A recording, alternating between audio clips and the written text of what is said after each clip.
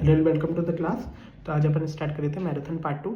ठीक है, इसके अंदर अपन ratio analysis plus working capital करेंगे। ठीक है, वर्किंग कैपिटल के सारे चैप्टर्स करेंगे। ठीक है, स्टार्ट करते हैं। रेशियो एनालिसिस क्या होता है? एक मैथमेटिकल एक्सप्रेशन है जो रिलेशनशिप बताता है। ये अपन को याद रखने की जरूरत नहीं है। ऑब्जेक्टिव क्या होता है? परफॉर्मेंस मेजरमेंट की तरह लिए, या फिर स्ट्रेंथ वीकनेस देखने के लिए फर्म की, या फिर डिसीजंस लेने के लिए। उसके बाद भाई टाइप्स ऑफ रेशियोज कौन कौन से पढ़ेंगे अपन? Liquidity ratio, leverage ratios, activity ratio, profitability ratios. ठीक है, प्रॉफिटेबिलिटी रेशियोज में वो सेल्स से रिलेटेड भी हो सकता है, ओवरऑल रेट ऑफ रिटर्न के लिए रिलेटेड भी हो सकता है, और एनालिसिस पॉइंट ऑफ व्यू भी, और मार्केट कंडीशन के हिसाब से भी। उसके बाद ये कुछ नोट्स है वो याद रखने हैं डिसीजन आपको रेशियो सॉल्व करने के लिए। सबसे पहले इक्विटी शेयर होल्डर्स लिखा हुआ है, शेयर होल्डर्स इक्विटी नहीं, equity share holders. Equity share holders लिखा हुआ है तो उसके अंदर क्या क्या करना है? Equity share capital plus reserve and surplus लेना है माइनस फिक्टिशियस एसेट। अगर शेयर होल्डर इक्विटी लिखा हुआ है तो उसमें प्रेफरेंस शेयर्स भी इंक्लूड होंगे। ठीक है, टोटल डेप्थ लिखा हुआ है तो उसके अंदर लॉन्ग टर्म और शॉर्ट टर्म होंगे। उसके बाद टोटल एसेट लिखा हुआ है तो उसके अंदर फिक्टिशियस एसेट नहीं इंक्लूड होंगे। कैपिटल एम्प्लॉयड लिखा हुआ है तो capital employed is equals to share holders fund plus long term डेप्थ minus non trade investment plus capital plus क्या होता है? Capital WIP minus capital WIP plus long term डेप्ट इन्वेस्टमेंट प्लस वर्किंग कैपिटल। ठीक है, इसमें बस आपको ये याद रखना है, share holders fund plus long term डेप्ट, ये कैपिटल एम्प्लॉयड होता है। ठीक है, उसके बाद अगर कोई नॉन ट्रेड इन्वेस्टमेंट है तो वो माइनस करनी है, कैपिटल WIP माइनस करना है। ठीक है, उसके बाद ऑपरेटिंग एक्सपेंस क्या होता है? Operating expenses equals to admin expenses plus selling expenses. Quick asset क्या होता है? क्विक एसेट में अपन करंट एसेट में से इन्वेंट्री माइनस कर दो और प्रीपेड एक्सपेंसेस माइनस कर दो तो वो क्या कहलाता है? Quick asset. और for calculation of collection period, collection period क्या होता है? 365 डेज या 12 मंथ्स और ये सब होता है। उसके बाद अपन क्या स्टार्ट कर रहे हैं? Types of ratios. ठीक है, सबसे पहले लिक्विडिटी रेशियोज। लिक्विडिटी रेशियो में सबसे पहले आता है करंट रेशियो। करंट रेशियो क्या होता है? Current asset divided by current liabilities. Ideal ratio क्या है इसका? 2 current asset divided by current liabilities. उसके बाद क्या आता है? Quick asset. क्विक रेशियो क्या होता है? करंट एसेट में से अपन प्रीपेड एक्सपेंसेस और इन्वेंट्री माइनस कर दो तो क्या क्या कहलाता है? Quick asset divided by current liabilities. ठीक है, अब अपन देखते हैं कैश रेशियो। कैश रेशियोज क्या होंगे? Cash and bank balances. जैसे कैश क्या होता है? कैश और bank balances plus marketable securities, जिसको अपन फटाफट कन्वर्ट करा सकते हैं, है ना, वो डिवाइडेड बाय करंट लाइबिलिटीज। ठीक है, उसके बाद क्या होता है? Basic defence ratio. Basic defence ratio क्या होता है?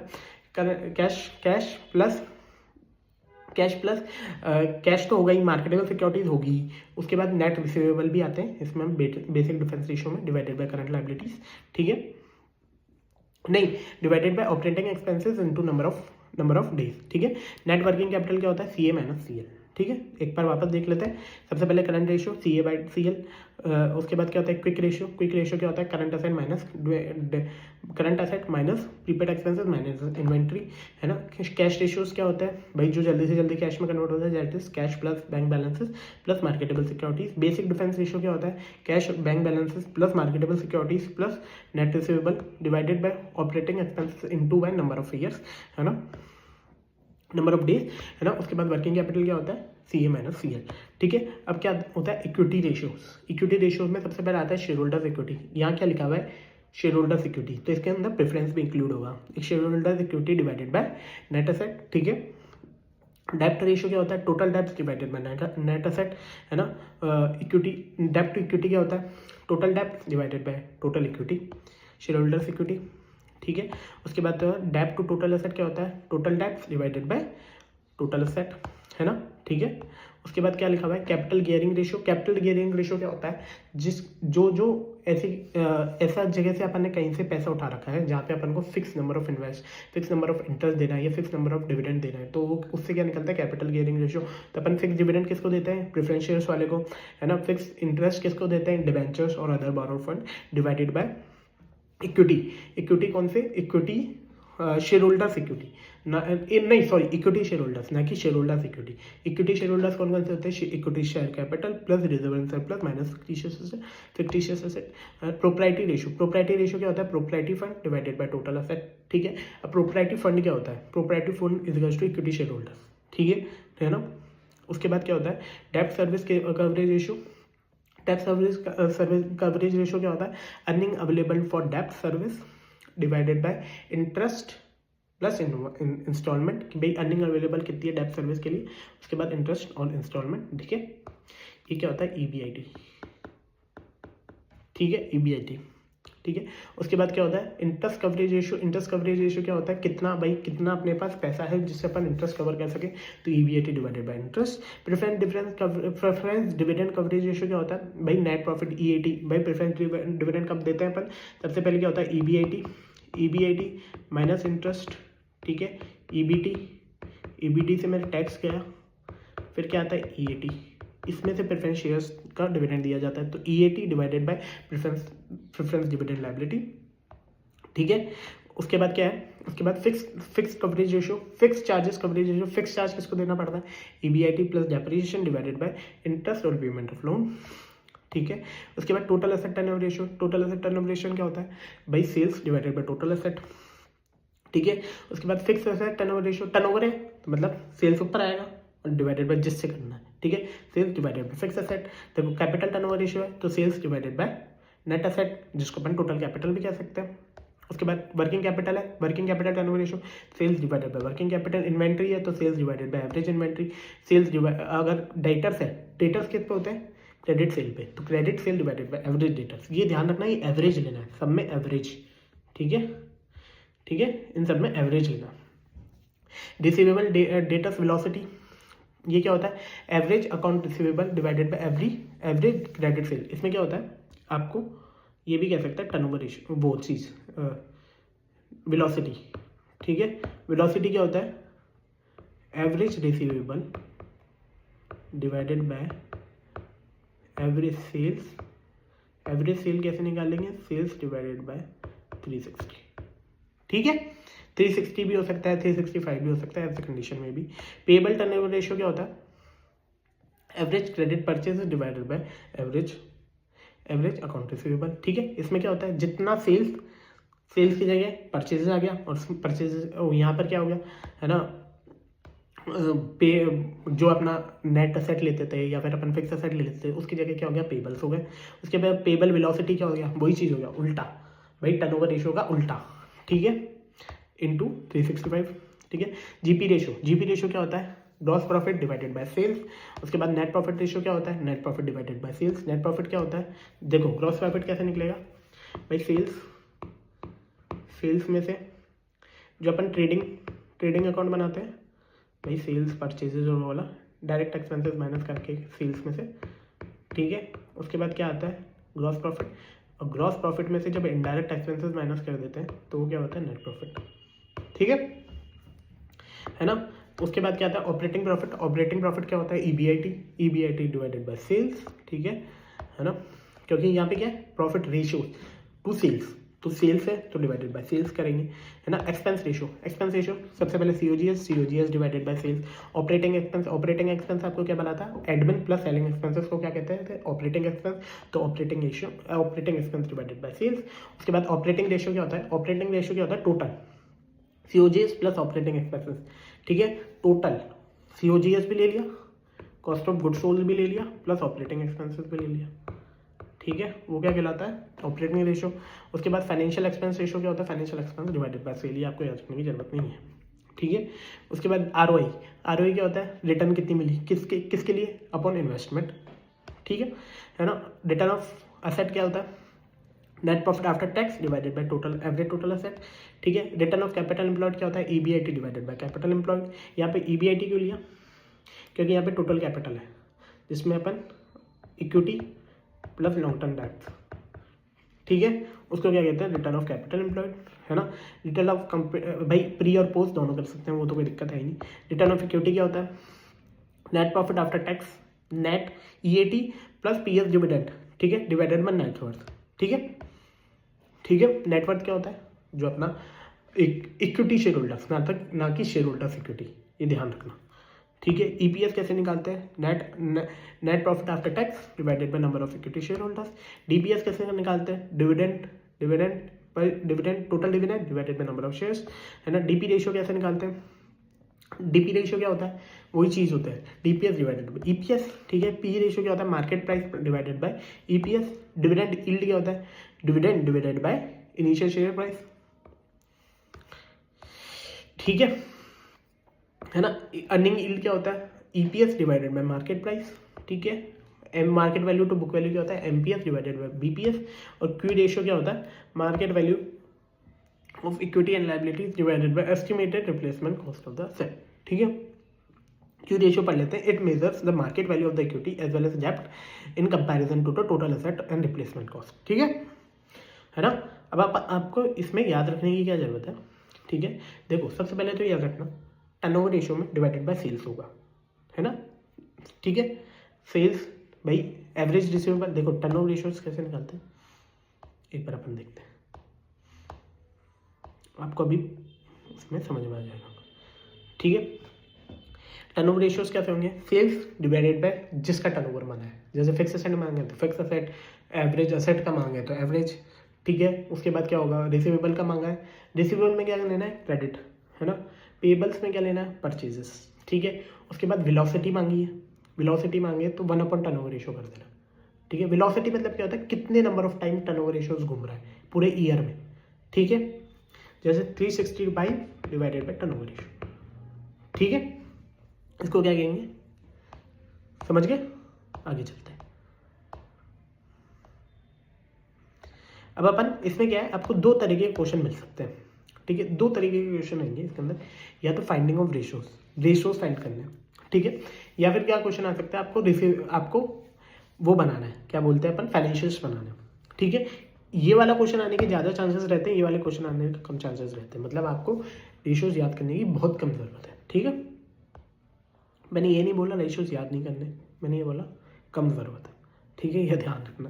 देखो अब जीपी रेशियो क्या होता है, अब हम देखते हैं, gross profit divided by sales.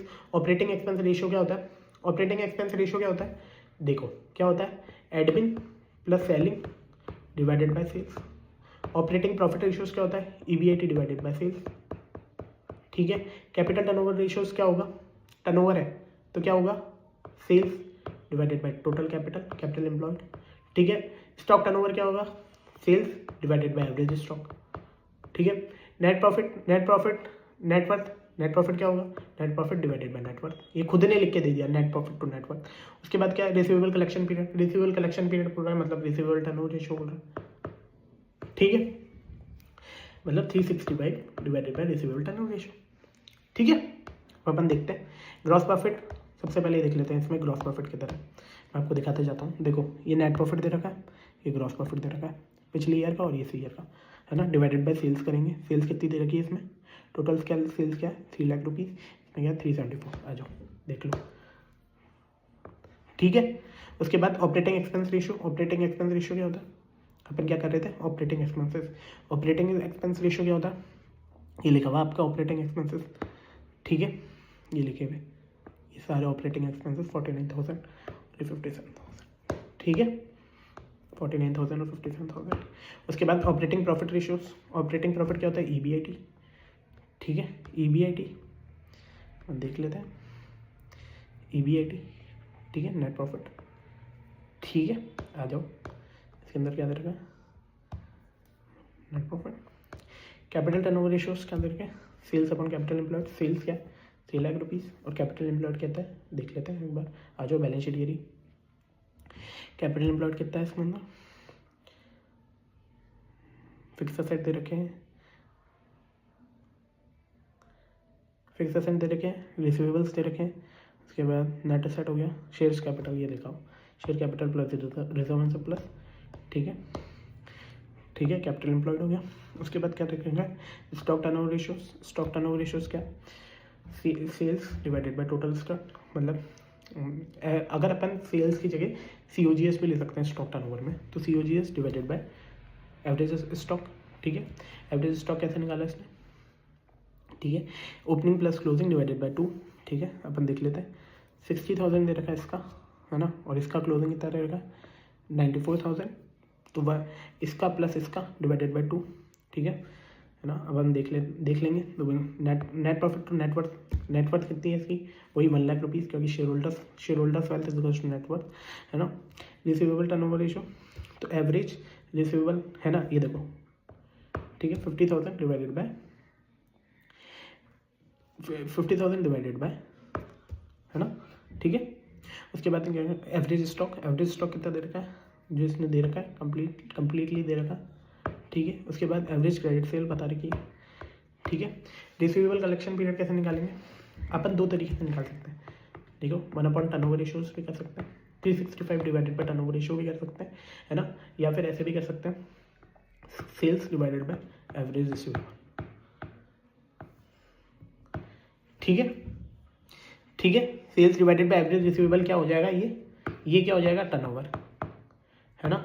और अगर इसको इससे डिवाइड कर देंगे, मतलब अगर 365 डिवाइडेड बाय एवरेज मतलब एवरेज टर्नओवर, तो क्या कहलाएगा, एवरेज कलेक्शन पीरियड, ठीक है। इसमें देखो, इसमें हुआ ही क्या है, देखो अगर ये क्या है, ये चीज़ एवरेज रिसीवेबल, अगर इसको अपन नीचे ले लेंगे, ठीक है, तो अपन क्या आ जाएगा, एवरेज टर्नओवर आ जाएगा, ठीक है। वही turnover 365 divided by turnover ratio निकाल देना, अब तो इतनी बात ध्यान रखना, ठीक है। अब ये नेक्स्ट क्वेश्चन देखते हैं, ठीक है। इसके बाद ये एनालिसिस वाला पार्ट है, एनालिसिस वाले पार्ट में क्या करना है, ठीक है। आपको बोल रखा होगा कि भैया भाई ग्रॉस प्रॉफिट कम हो रहा है, उसका रीज़न दे दो, उसका रीज़न बता दो, तो कुछ भी लिख देना कि भैया ग्रॉस प्रॉफिट कम हो रहा है ना, ग्रॉस प्रॉफिट कम हो रहा है, तो इसका रीज़न क्या होता है, या तो सेल्स प्राइस कम हो रही है, या फिर अपन परचेज ज़्यादा कर रहे हैं, ठीक है। ऑपरेटिंग एक्सपेंस रेशियो कम हो रहा है, ऑपरेटिंग एक्सपेंस रेशियो कम हो रहा है, तो इसका मतलब अपन ऑपरेटिंग एक्सपेंसेस कम कर रहे हैं। ऑपरेटिंग प्रॉफिट रेशियो क्या बढ़ रहा है, इसका मतलब क्या है, ऑपरेटिंग एक्सपेंस रेशियो कम हो रहा है ना, तो उसके कारण ऑपरेटिंग प्रॉफिट रेशियोज बढ़ रहे हैं। कैपिटल टर्नओवर रेशियोज, ठीक है, उसी तरीके से आपको सारे लिखने, ठीक है। भैया ये कम हो रहा है, ये बढ़ रहा है, ये कम हो रहा है, ये बढ़ रहा है, ठीक है ना। मैंने आपको पूरा बता दिया, ठीक है। अगर आपको अभी भी कोई कन्फ्यूजन है तो आप मुझे डायरेक्टली डीएम कर देगा, ठीक है। उसके बाद अपन देखते हैं ये वाला क्वेश्चन क्या है। ये वाला क्वेश्चन में देखो, इसमें क्या है, अपन को पिछले साल की बैलेंस शीट दे रखी है, ठीक है, प्रॉफिट एंड लॉस, है ना। अपन को क्या करना है, इस साल की बैलेंस शीट 31 मार्च को बैलेंस शीट बनानी है और प्रॉफिट एंड लॉस स्टेटमेंट बनाना है। हिंदी के लिए अपन को क्या बोल रहा है, the company went to reorganisation of capital structure with, भाई उसने क्या बोला, रीऑर्गेनाइजेशन कर रहे हैं, इसके अंदर 50% अपन शेयर कैपिटल रखेंगे, अदर शेयर होल्डर्स फंड रखेंगे 15%, डेप्ट रखेंगे 10% और करंट लाइबिलिटी रखेंगे 25%, long term debts land and building change नहीं होगा, ठीक है। और account additional plant and machinery has been brought to further 5000 depreciation हो जाएगा। वर्किंग कैपिटल के लिए इसने बोल रखा है, क्विक एसेट के लिए इसने बोल ही रखा है, ठीक है। उसके बाद क्या बोल रखा है, receivable 4/5 of the quick asset, ठीक है।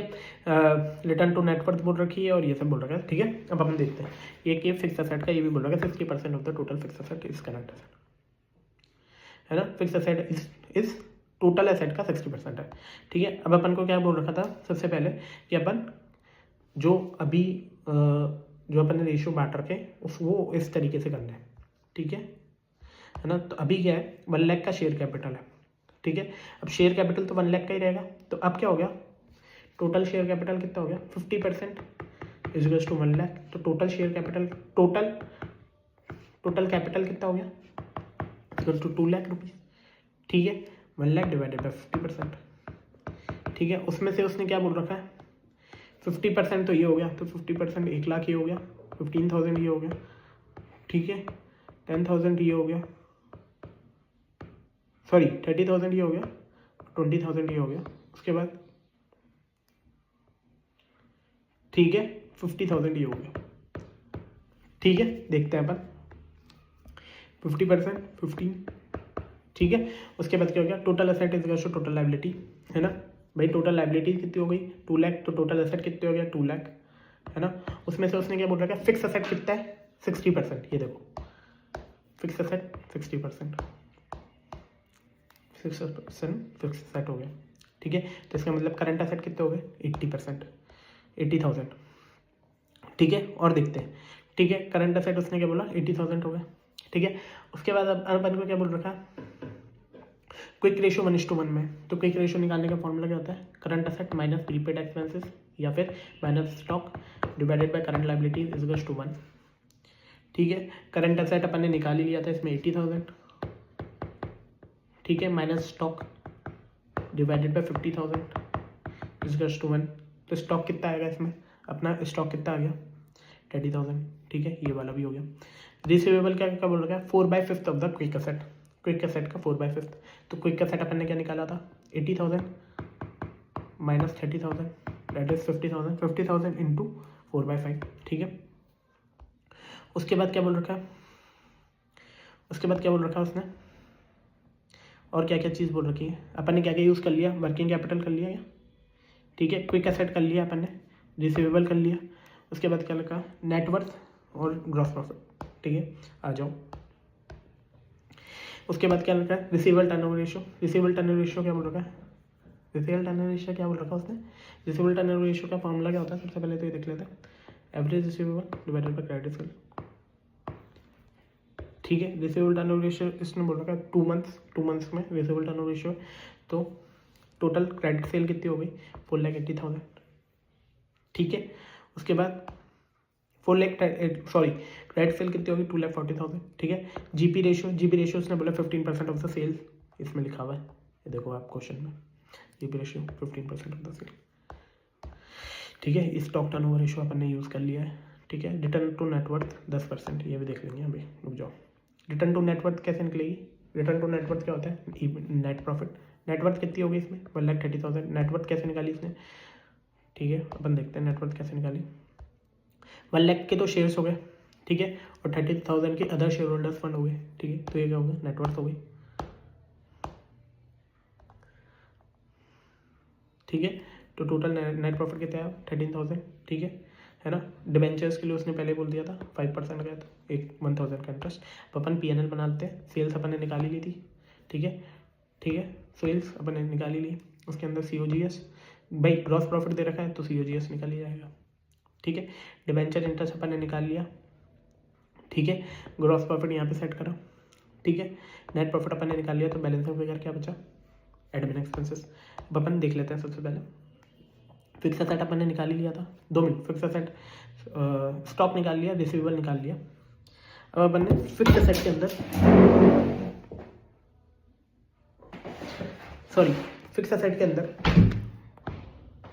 अंदर 2 चीज़ बोल रखी है भाई। टोटल फिक्स एसेट हो गया 1,20,000 के, जिसमें से लैंड एंड बिल्डिंग कितनी 80,000 की, क्योंकि उसमें पुरानी वाली बैलेंस शीट में कितनी दे रखी थी अपन को, लैंड कितनी दे रखी 80,000 की। इस बार क्या है, आफ्टर डेप्रिसिएशन लैंड कितनी हो, after depreciation plant and machinery कितनी होगी 40,000 की, ठीक है। एग्जिस्टिंग कितनी है, एग्जिस्टिंग कितनी दे रखी है इसके अंदर, plant and machinery 50,000 minus 15,000 that is 35,000, ठीक है। 35,000, जिसमें से भी अपन ने 35,000 में से भी एक्स्ट्रा डेप्रिसिएशन लग गया 5,000 का, तो इसमें क्या हो गया 30,000। भाई इसका क्लोजिंग बैलेंस अगर नहीं खरीदते नहीं तो 30,000 क्लोजिंग बैलेंस रहता, और 10,000 का अपन ने एडिशनल करी, ठीक है, समझ गए, है ना।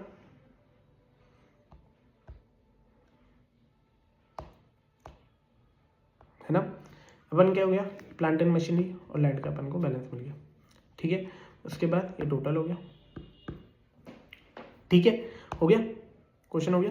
अपन चलते हैं नेक्स्ट पार्ट पे, है ना। अब क्या हो गया, वर्किंग कैपिटल आपको इसमें क्या है 2 तरीके के क्वेश्चन मिलेंगे, या तो आपको बैलेंस शीट बनानी है या आपको रेशियोज निकालना है, ठीक है। 2 तरीके के क्वेश्चन हो गए।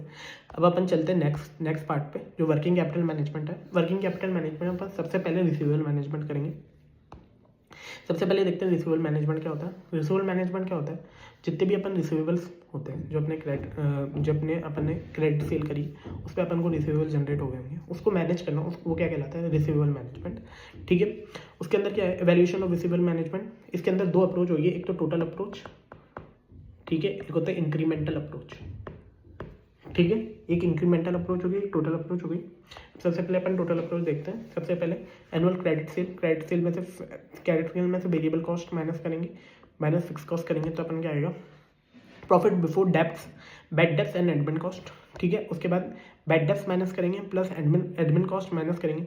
उसके बाद क्या है, प्रॉफिट बिफोर टैक्स, उसमें से अपन cost of fund before tax minus करेंगे, है ना। फिर उसके अपन टैक्स माइनस करेंगे। कॉस्ट ऑफ फंड क्या होता है, ये अपॉर्चुनिटी कॉस्ट होती है, ठीक है, अपॉर्चुनिटी कॉस्ट, ठीक है।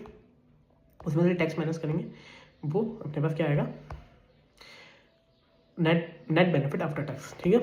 If the tax is given in the question, अगर टैक्स दे रखा है तो opportunity cost and cost of fund eight required rate of is before tax, अगर बिफोर टैक्स है तो बिफोर टैक्स अपॉर्चुनिटी कॉस्ट निकालेंगे, अगर आफ्टर टैक्स है तो आफ्टर टैक्स निकालेंगे, ठीक है। Cost of fund and required rate of return और opportunity cost is calculated on the basis of total variable cost and fix cost related to credit sale, ठीक है भाई। कैसे निकालेंगे, है ना, अपॉर्चुनिटी कॉस्ट कैसे निकालेंगे, टोटल वेरिएबल कॉस्ट का टोटल प्लस फिक्स कॉस्ट का टोटल, वो क्या कहलाएगा, अपॉर्चुनिटी कॉस्ट, उसमें रेट ऑफ रिटर्न कर देंगे। तो अपन वो चीज़ अभी अपन एग्जांपल से सीख लेंगे, ठीक है। ये अपन को फॉर्मूला दे रखा है अपॉर्चुनिटी कॉस्ट कैसे निकालनी है, ठीक है। उसके बाद क्या दे रखा है, evaluation of credit policy incremental approach. Incremental approach क्या कहलाता है भैया, पहले अपन ने सेल्स, भाई अपन पहले देते थे 30 डेज का क्रेडिट पीरियड देते थे, अब अपने 45 डेज का दे देने लग गए, उससे अपन की सेल्स बढ़ गई, तो उसको क्या कहते हैं, इंक्रीमेंटल सेल्स, ठीक है ना। वही चीज़ निकालनी है कि भाई टोटल इंक्रीमेंटल सेल्स कितनी हुई, उसमें से अपन को incremental profit before bad debts निकालना है, फिर अपन को bad debts incremental bad debts minus करना है, उसमें से इंक्रीमेंटल कैश डिस्काउंट माइनस करना है, incremental cost and admin expenses minus करने, उससे क्या आएगा, इंक्रीमेंटल एक्सपेक्टेड बिफोर टैक्स आएगा, माइनस अपन को क्या है, opportunity cost equals to net benefit आ जाएगा, ठीक है। उसके बाद एक्सपेक्टेड रेट ऑफ रिटर्न, एक मेथड होता है एक्सपेक्टेड रेट ऑफ रिटर्न, उसके अंदर incremental expected profit divided by incremental investment in receivable. सबसे पहले इंक्रीमेंटल एक्सपेक्टेड प्रॉफिट क्या होता है, ये वाली चीज़ जो ई में अपन ने कैलकुलेट करी है, वो चीज़ इंक्रीमेंटल एक्सपेक्टेड प्रॉफिट हो गया। इंक्रीमेंटल इन्वेस्टमेंट इन रिसीवेबल क्या होता है, मैं आपको नीचे बताता हूँ, ठीक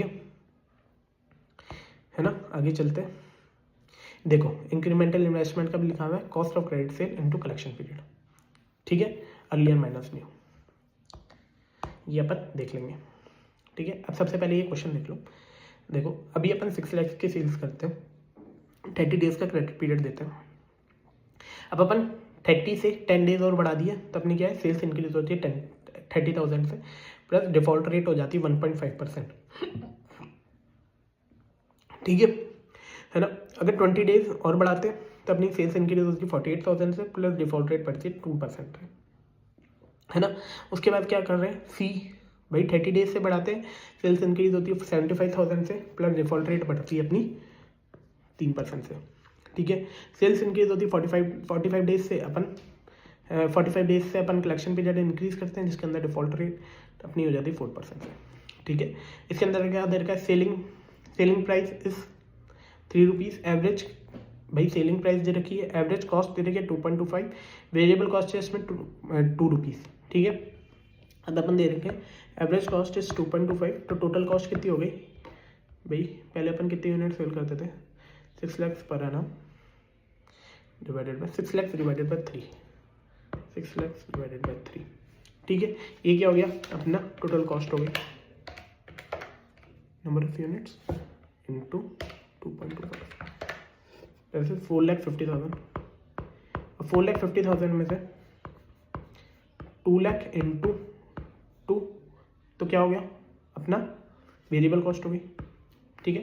50,000 क्या हो गया, अपना फिक्स कॉस्ट हो गई, ठीक है। आगे चलते हैं, अपन देखते हैं भाई उसने क्या बोला था, 6 लाख 630 हो जाएगी, 648 हो जाएगी, और ये सब, ठीक है। वेरिएबल कॉस्ट के लिए उसने क्या बोला, वेरिएबल कॉस्ट के लिए उसने क्या बोला था भाई, अपना क्या रहता है, 2 रुपये रहती है ना, तो वेरिएबल कॉस्ट हमेशा यूनिट के साथ बढ़ती है ना।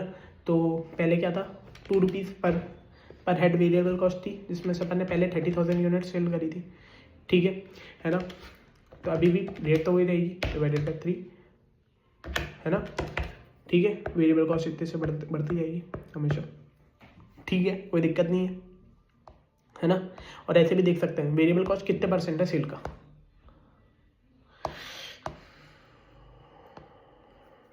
भाई 6 लाख का 6 लाख इज टू 4 लाख, ठीक है। अपना क्या है, वेरिएबल कॉस्ट कितनी है, variable cost is to 4 lakh rupees है, और sales is to 6 lakh rupees है, तो वेरिएबल कॉस्ट इज टू कितना हो गया भाई, सेल्स का कितना परसेंट हो गया, 6 लाख का 4 लाख, ठीक है। 2/3 की होगी वेरिएबल कॉस्ट होगी, ठीक है, कोई दिक्कत नहीं है, ठीक है। 2/3 वेरिएबल कॉस्ट हो गई, सेम 2/3 ऑफ 6,30,000, 2/3 ऑफ 6,48,000, ये हो गया, ठीक है। फिक्स कॉस्ट हमेशा सेम रहेगी जो अपन ने 50,000 निकाली है, ठीक है। उसके बाद बैड डेब्ट्स के लिए उसने क्या बोला था, बैड डेब्ट्स के लिए उसने क्या बोला था भाई, अभी कितने होंगे 1.5% हो जाएंगे, ठीक है। पहले क्या था, है ना,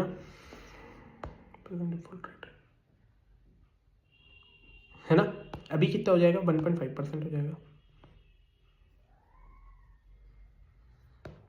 ठीक है। 6,30,000 का 1.5% दैट इज 9450, ठीक है। उसके बाद क्या होगा 2% हो जाएगा, उसके बाद 3% हो जाएगा, उसके बाद 4% हो जाएगा, ठीक है। कोई दिक्कत नहीं है, आगे चलते हैं।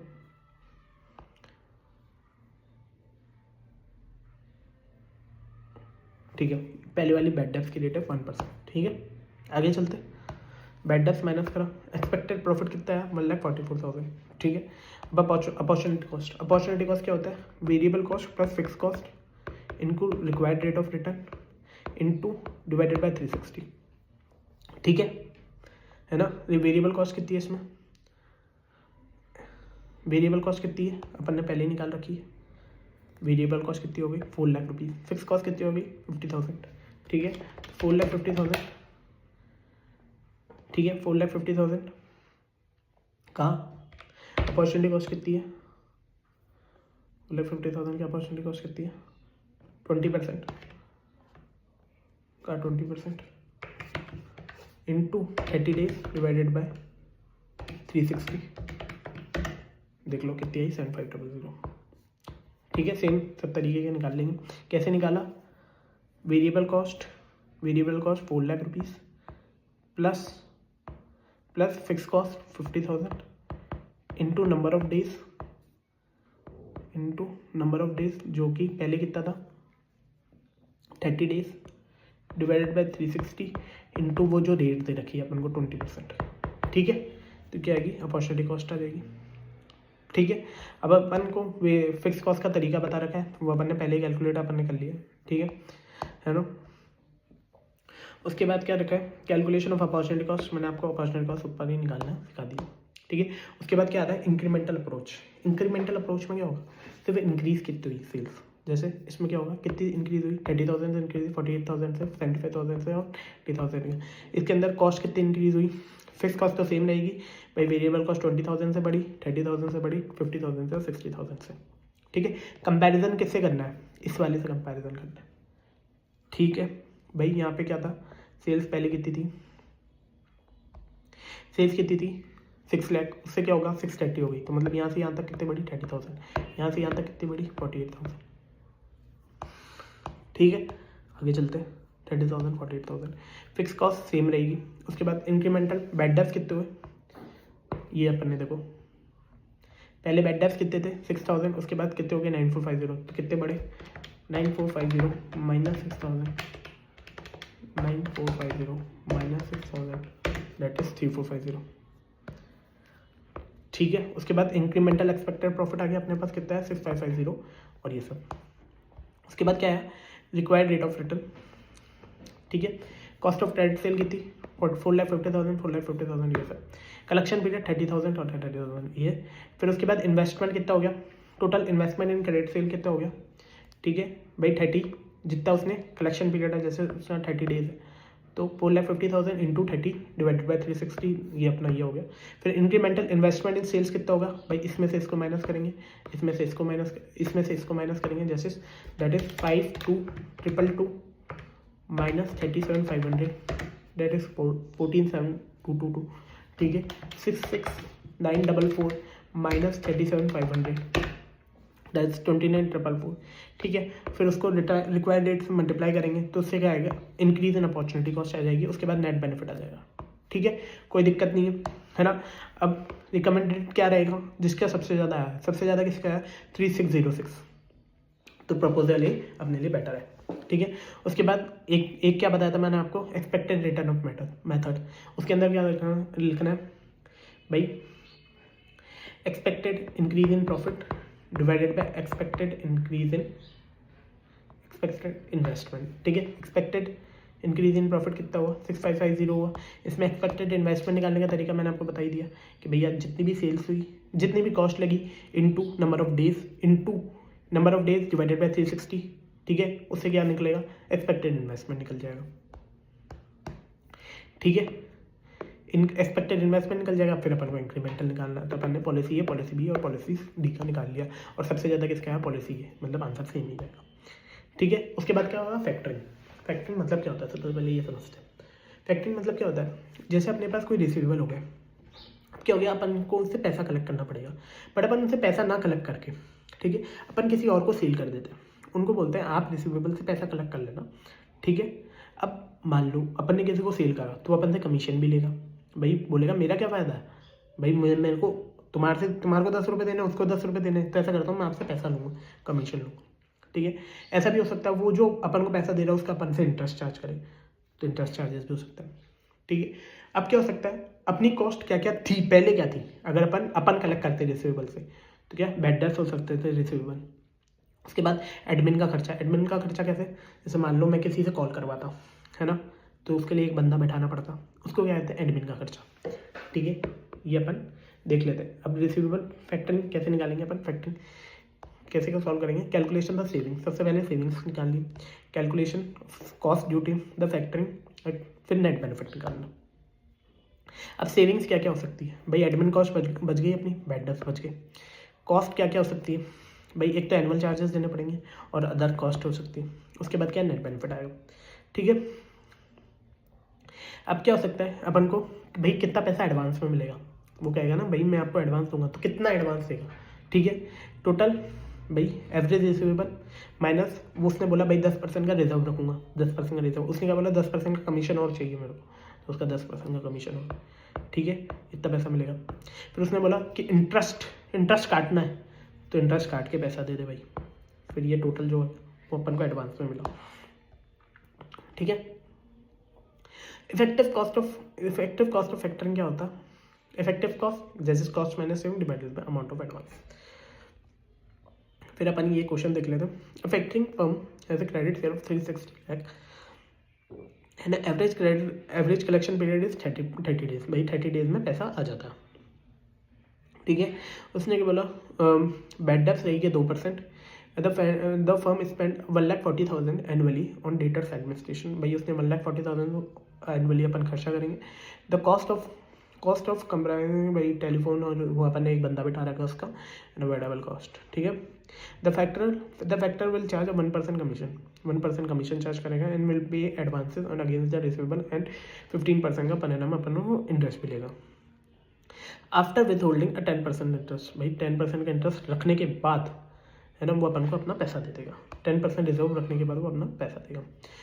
अपन सबसे पहले क्या कैलकुलेट कर देंगे, एवरेज रिसीवेबल। भाई एवरेज रिसीवेबल कितने होंगे, 30 डेज बोल रखा है, तो 30 लाख के एवरेज रिसीवेबल को अपन को उनको सेल करना पड़ेगा, जिसके अंदर से वो 1% का कमीशन रख लेगा, तो 30,000 वो वैसे रख लेगा।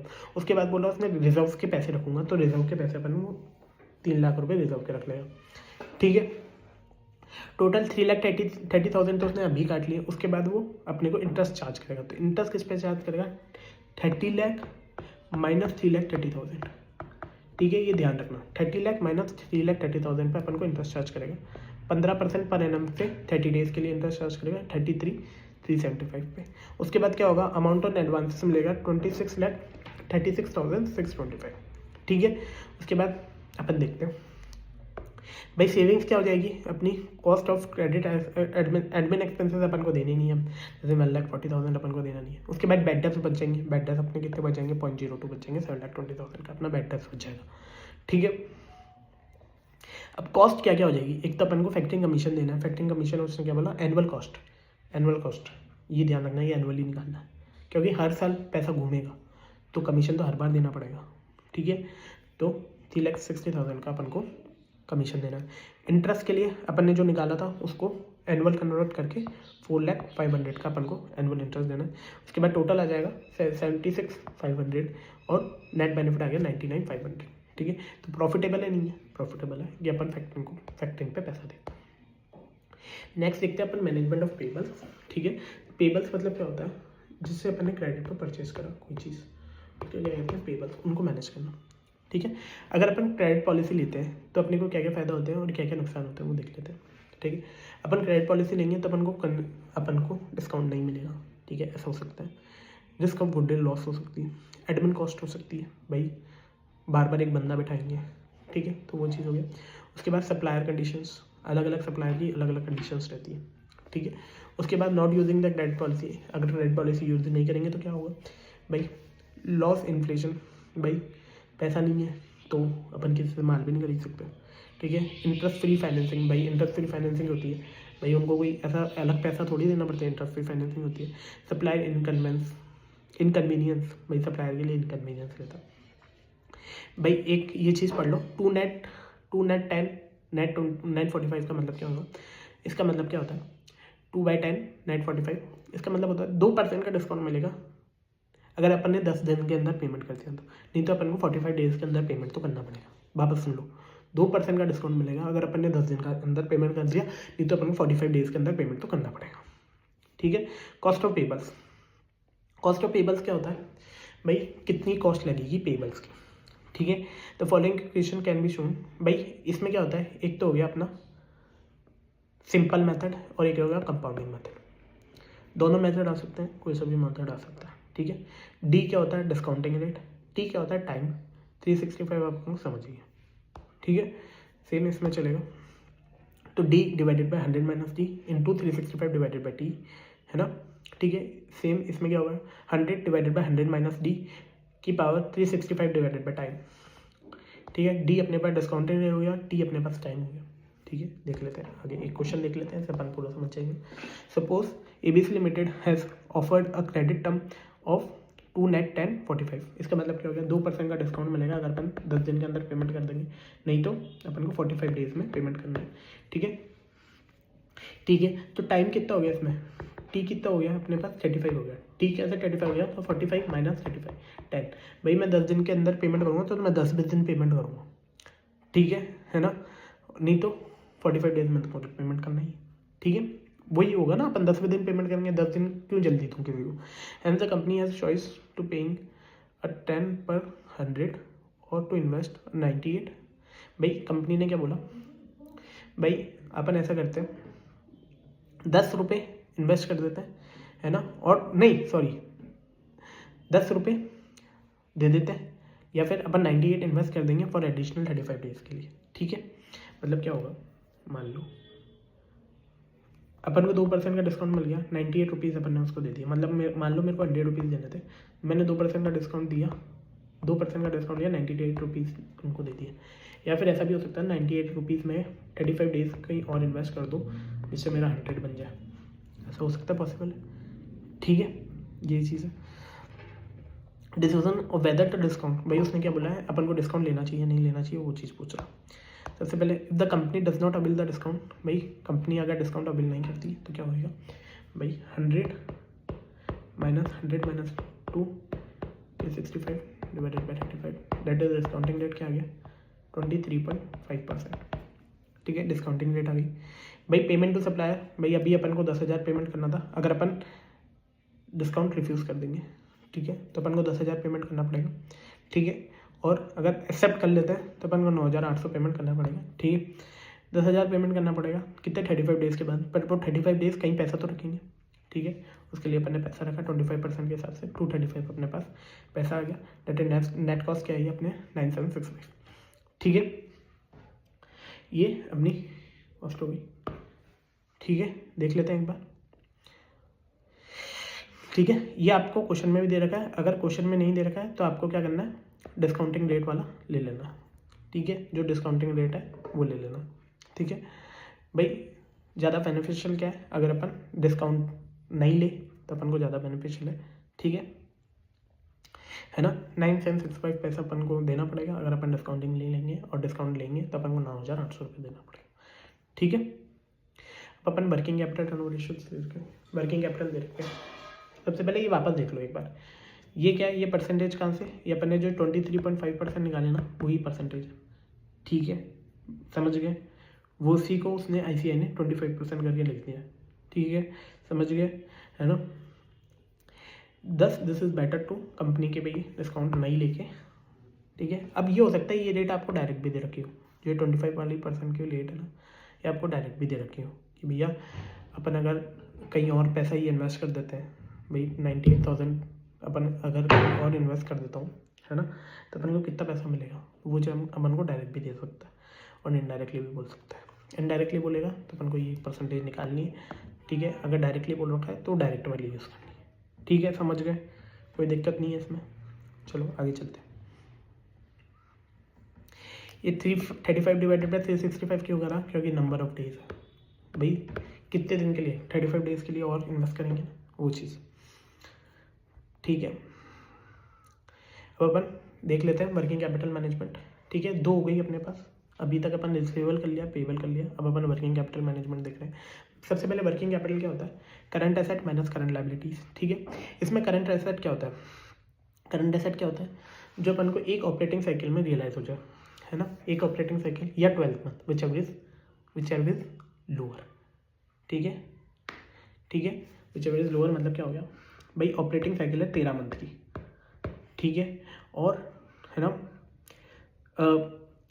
12 मंथ का पीरियड तो है ही, ठीक है। तो अगर भाई 13 मंथ की ऑपरेटिंग साइकिल है तो 13 month whichever is higher लेंगे, जो 13 मंथ है ना, 13 मंथ तक अपन करंट एसेट मानेंगे, समझ गए, है ना। ऑपरेटिंग साइकिल 13 मंथ की है तो 13 मंथ तक करंट एसेट मानेंगे। अगर ऑपरेटिंग साइकिल 15 मंथ की भी है, 2 साल की भी है, तो 15 मंथ तक, 2 साल तक बैलेंस शीट से अपन उसको करंट एसेट मानेंगे, ठीक है भाई। प्राइमरी किसके लिए यूज़ हो सकता है, ट्रेडिंग पर्पज़ के लिए होना चाहिए भाई, करंट एसेट ट्रेडिंग पर्पज़ के लिए यूज़ होते हैं, ठीक है। क्या क्या होते हैं इसमें, इन्वेंट्री हो गया, रिसीवेबल हो गया, cash payment, cash and bank balance हो गया, और प्रीपेड एक्सपेंसेस हो गया। उसके बाद करंट लायबिलिटीज़ हो गई। करंट लायबिलिटीज़ क्या होती है, वही 12 मंथ के अंदर हो गया operating cycle which ever is larger, ठीक है। इसके बाद अंदर क्या होता है, या तो करंट लायबिलिटीज़ क्यों जनरेट हुई, या तो अपन ने करंट एसेट को पेमेंट करा इसलिए करंट लायबिलिटीज़ जनरेट हुई, या फिर अपन ने कुछ खरीदा तो उसलिए भी करंट लायबिलिटीज़ जनरेट होनी चाहिए, ठीक है। तो इसके अंदर क्या क्या, एक तो पेएबल इंक्लूड होगा और एक्स्ट्रा आउटस्टैंडिंग पेमेंट्स इंक्लूड होंगे, ठीक है। अदर करंट लायबिलिटीज़ में अपन शॉर्ट टर्म बोरिंग्स भी अदर करंट लायबिलिटीज़ में आती है, ठीक है। ऑपरेटिंग साइकिल क्या होता है, length of time in which company paying for the material and receiving the cash for the sales. भैया मैंने आज क्या करा, रॉ मटेरियल पहले खरीदा, उससे अपन ने फिक्स WIP में कन्वर्ट हुआ, WIP से फिनिश गुड्स में कन्वर्ट हुआ, फिनिश गुड्स से अपन ने उसको सेल करा, ठीक है, कैश जनरेट करा, फिर उसको क्या, ये पूरी साइकिल को क्या कहते हैं, वर्किंग कैपिटल साइकिल, है ना, या फिर अपन के इसको क्या कहते हैं, ऑपरेटिंग साइकिल, ठीक है। ये पढ़ लेना, R plus W plus F plus D minus C क्यों करा, क्योंकि क्रेडिटर, ठीक है। R मतलब अपने रॉ मटेरियल हो गया, W अपने WIP हो गया, F मतलब फिनिश गुड्स हो गया, D अपना डायरेक्टर्स हो गया, और C अपना क्रेडिटर्स हो गया। Calculation of operating cycle R plus W plus F plus D minus C। Calculation of number of operating cycle by number of operating cycle कितनी हो गई, number of days in a year divided by operating cycle period, ठीक है। Calculation of raw material period, भैया operating cycle, number of operating cycle कैसे calculate करी, number of days in a year, भैया अपन ने यहाँ से तो नंबर ऑफ डेज की ऑपरेटिंग साइकिल निकाली, मतलब 30 डेज की ऑपरेटिंग साइकिल है। अब इसमें क्या करेंगे, नंबर ऑफ डेज मान लो 360 डेज है डिवाइडेड बाय 30, तो नंबर ऑफ ऑपरेटिंग साइकिल कितने हो गई, 360 डिवाइडेड बाय दैट इज 12, भाई 12 बार पैसा घूमेगा पूरे साल में, ठीक है। Calculation of raw material period, raw material period वही चीज़ हो गया कि टर्नओवर रेशियोज, वही चीज़ है। Average stock of raw material divided by average cost of consumption per day, है ना। उसके बाद फॉर डेटर्स एवरेज क्रेडिट से लेना है, ठीक है। फॉर क्रेडिटर्स क्या लेना है, एवरेज क्रेडिट परचेज लेना है। क्या ये किस लिए यूज़ करेंगे, अपन को क्या करना है, नंबर ऑफ डेज निकालना है। नंबर ऑफ डेज कैसे निकालेंगे भाई, average receivable, average raw material divided by average cost into 365 कर लो, या इसको नीचे 365 डिवाइड कर दो, बात ये की, ठीक है। एवरेज WIP के लिए एवरेज कॉस्ट ऑफ प्रोडक्शन लेंगे और इसके COGS लेंगे। इसके अंदर क्या लेंगे, कॉस्ट ऑफ कंजम्पशन, इसके अंदर क्या लेंगे, क्रेडिट सेल, इसके अंदर क्या लेंगे, क्रेडिट परचेज, इसके अंदर क्या लेंगे, कॉस्ट ऑफ प्रोडक्शन, इसके अंदर क्या लेंगे, COGS, ठीक है। आगे चलते हैं। From the following XYZ limited you are required to calculate, सबसे पहले number of net operating cycle period, भाई क्या निकालना है, एक तो नेट ऑपरेटिंग साइकिल पीरियड निकालना है और एक नंबर ऑफ ऑपरेटिंग साइकिल निकालनी है, ठीक है। देख लेते हैं। सबसे पहले क्या दे रखा है, रॉ मटेरियल दे रखा है, एवरेज स्टॉक दे रखा है, raw material inventory during the period दे रखा है, एवरेज स्टॉक दे रखा है, कॉस्ट ऑफ प्रोडक्शन दे रखा है, average cost of average WIP दे रखी है और COGS दे रखा है, average collection, average finish goods दे रखा है, डेटर्स का दे रखा है, क्रेडिटर्स का दे रखा है, नंबर ऑफ डेज दे रखा है। ठीक है, अपन निकालते हैं। सबसे पहले रॉ मटेरियल इन्वेंटरी कितनी है, 6 लाख की। 6 lakh divided by 50,000 divided by 6 lakh into 365, that is 50,000 divided by 6 lakh into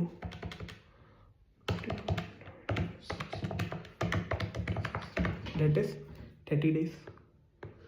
ठीक है, आर कितना है इसमें 30। ठीक है, cost of production during the year 5 lakh and WIP, मतलब ये दोनों यूज होंगे। 30,000 divided by 5 lakh, 30,000 divided by 5 lakh into 365, that is 21.5।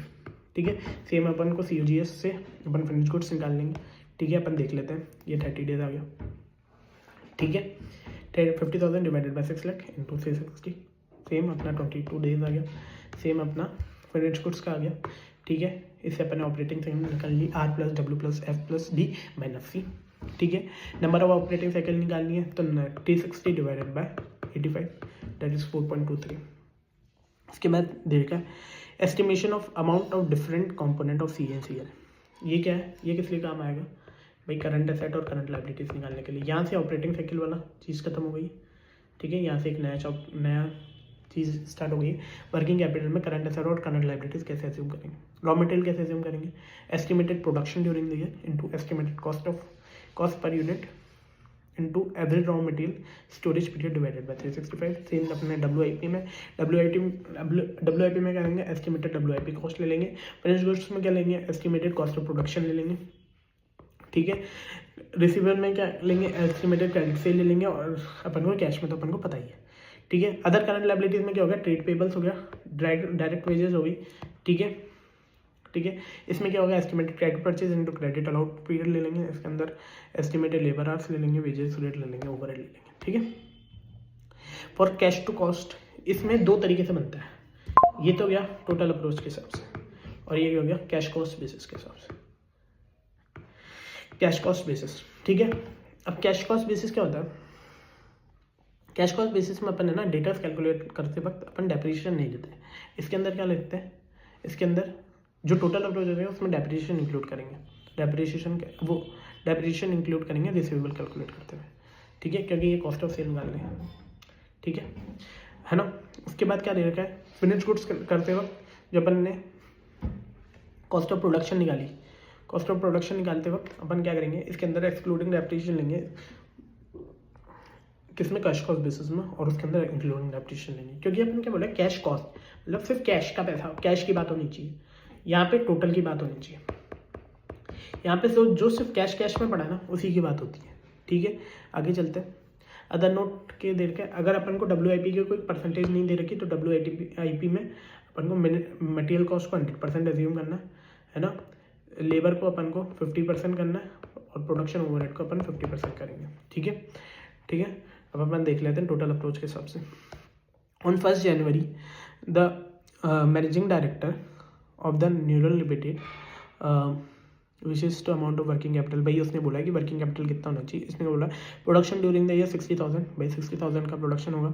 ठीक है, expected ratio of cost of selling price, जिसमें उसने बोला 60% का तो अपना रॉ मटेरियल लगता है, डायरेक्ट वेजेस अपने 10% की लगती है, और ओवरहेड अपना का 20% लगता है। ठीक है, कोई दिक्कत नहीं है। Raw material are expected to remain in the 2 month, भाई उसने क्या बोला 2 मंथ तक अपने प्रोडक्शन में रहता है, तो इसके क्या WIP का काम आएगा ये अपना।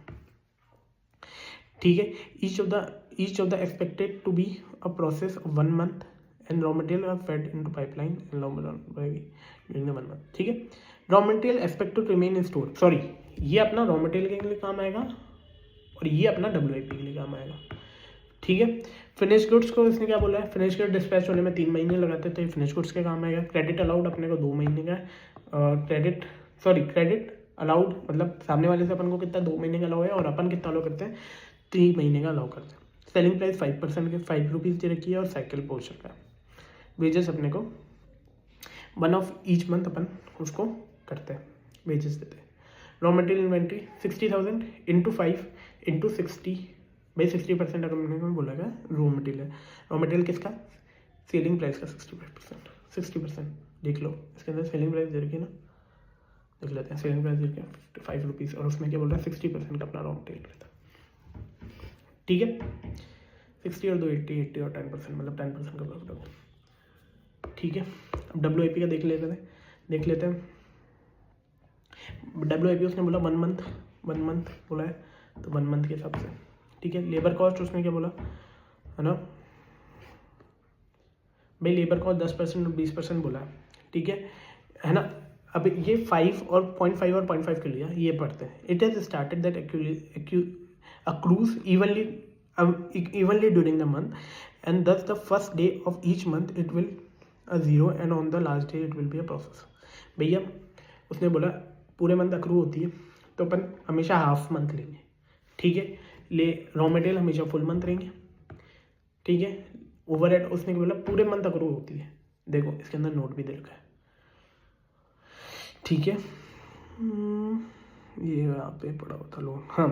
The pipeline immediately and labour and overheads accrue evenly throughout the year, इसके कारण अपन 0.5 ले रहे हैं, देख लो, evenly through during the month, ठीक है, ठीक है। अपन देख लेते हैं, आगे चलते हैं। 1 मंथ का अपन रॉ मटेरियल रखते हैं, ठीक है। 1 मंथ कैसे निकाला है इसने,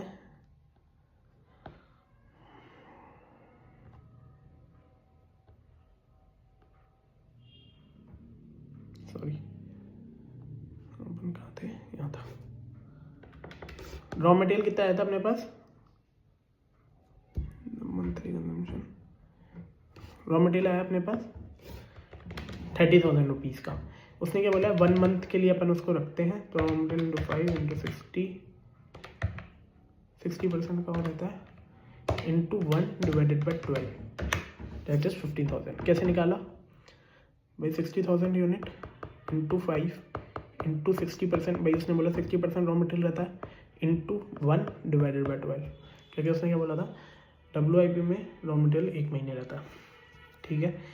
अब अपन देख लेते हैं फिनिश गुड्स का कैसे, सेम तरीका। उसने बोला 3 मंथ के लिए अपन रॉ मटेरियल रहता है, भाई 3 मंथ के लिए रॉ मटेरियल रहेगा, लेबर अपना 3 मंथ रहेगा, ओवरहेड अपना 3 मंथ रहेगा, और 67,500 अपना फिनिश गुड्स आ रहा है, ठीक है। उसके बाद डेटर्स आ रही है, डेटर्स कितना बोला है उसने, 3 मंथ का डेटर्स पीरियड रहता है, ठीक है। कॉस्ट ऑफ सेल्स कितने 2,70,000 आ रही थी, ठीक है। कैसे आ रही थी 2,70,000, उसने क्या बोला था 5 रुपये की सेल है, सेल्स प्राइस 5 रुपये है, ठीक है। उसमें से उसने बोला रॉ मटेरियल कितना है, मतलब सॉरी एक बार अपन ऊपर ही देख लेते हैं, 2 मिनट रुक जाओ।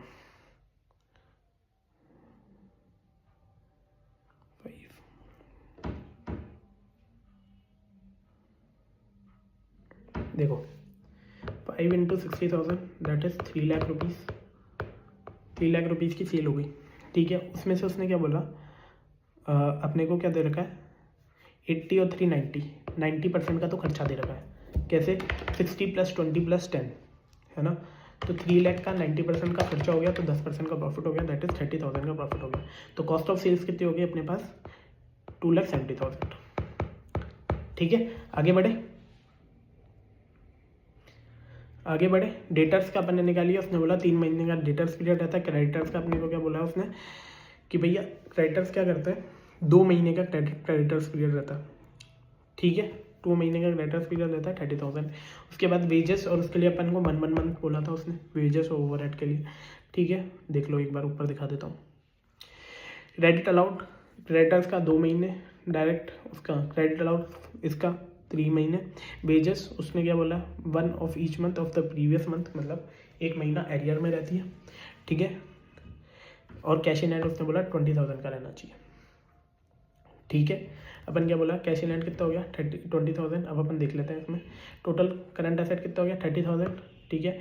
WIP अपन ने निकाल लिया, फिनिश गुड्स अपन ने निकाल ही लिया है, ठीक है। डेटर्स अपन ने निकाल लिए, कैश अपन को 20,000 बोला है, तो मतलब क्या हो गया टोटल करंट एसेट कितने हो गए 203,750। उसके बाद करंट लायबिलिटीज उसने बोल रखा है जैसे जैसे अपन कैलकुलेट करके एस्टिमेटेड वर्किंग कैपिटल निकाल लेंगे।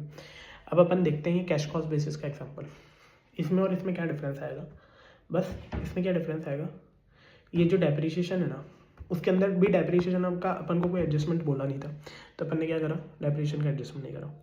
ठीक है। अगर अपन को डेप्रीशिएशन उसमें दे रखा होता तो अपन डेप्रीशिएशन इंक्लूड नहीं करते, ठीक है, उसके अंदर इंक्लूड कर देते, इसके अंदर इंक्लूड नहीं करेंगे क्योंकि कैश बेसिस पे। उसके अलावा एग्जाम्पल बिल्कुल सेम देख लेते हैं, पढ़ लेते हैं एक बार। इस पर यही कि ये आपको बनाना चाहता हूँ। सेल्स ड्यूरिंग द 2 मंथ का क्रेडिट पीरियड है सेल्स का, ठीक है, मतलब अपना क्या होगा 2 मंथ का क्रेडिट पीरियड है सेल्स का, मतलब क्या हो गया डेटर्स कितने हो गया 2 मंथ का 36 लाख, बट अपन 36 लाख नहीं लेंगे, कॉस्ट ऑफ सेल लेंगे। Material consume during the year 2 month credit period, भाई मटेरियल कंज्यूम का क्या बोला है 2 महीने क्रेडिट पीरियड, मतलब क्रेडिटर्स कितने हो गए 2 महीने। वेजेस 1 मंथ का लैग है। कैश मैन्युफैक्चरिंग एक्सपेंसेस खुद ही बोलते हैं, कैश मैन्युफैक्चरिंग एक्सपेंस कितना है 9,60,000, admin expenses 2,40,000, selling and distribution is 1,20,000। The company sales is profit sales is product, भाई 25% का जीपी है, 25% का जीपी है, ठीक है, देख लो ये अपन को निकाल लेंगे, 2 लोग जाओ। उसके बाद क्या बोल रखा है, depreciation is to be considered is considered as a part of cost of production, ठीक है। इट कीप्स 1 मंथ स्टॉक, भाई रॉ मटेरियल क्या बोला है 1 month, finish goods and cash balances, finish goods and cash balances, अच्छा raw material का भी 1 month है और फिनिश गुड्स का भी 1 मंथ है। कैश बैलेंसेस क्या बोला है 1 lakh rupees.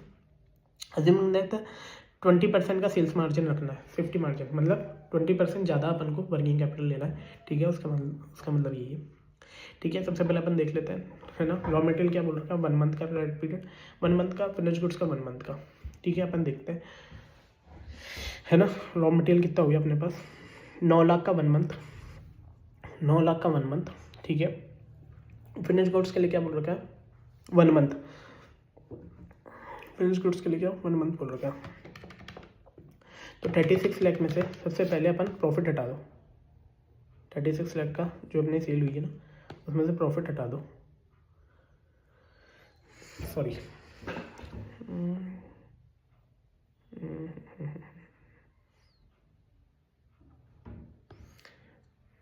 No, cost of production, finish goods में कॉस्ट ऑफ प्रोडक्शन, सॉरी ये आ गया रॉ मटेरियल हो गया, ये क्या हो गया फिनिश गुड्स जो निकालते हैं कॉस्ट ऑफ प्रोडक्शन के हिसाब से निकालते हैं, और ये जो निकालते हैं ये कॉस्ट ऑफ सेल्स के हिसाब से निकालते हैं। Cost of production is does not include admin expenses, मतलब जो कॉस्ट ऑफ सेल्स होती है ना, जो अपना सेलिंग एक्सपेंसेस होती है तो उसके अंदर कॉस्ट ऑफ प्रोडक्शन नहीं होती, वो इसलिए अपन को चेंजेस आ रहे हैं। तो अपन फिनिश गुड्स कैसे निकालेंगे, कॉस्ट ऑफ प्रोडक्शन कैसे निकालेंगे, भाई material plus wages plus manufacturing expenses that is 25,80,000, 25,80,000 का 1 मंथ अपन को इसमें रहेगा सबसे बाद। उसके बाद रिसीवेबल रहेंगे, रिसीवेबल उसने क्या बोला है 25% का प्रॉफिट, तो -25%,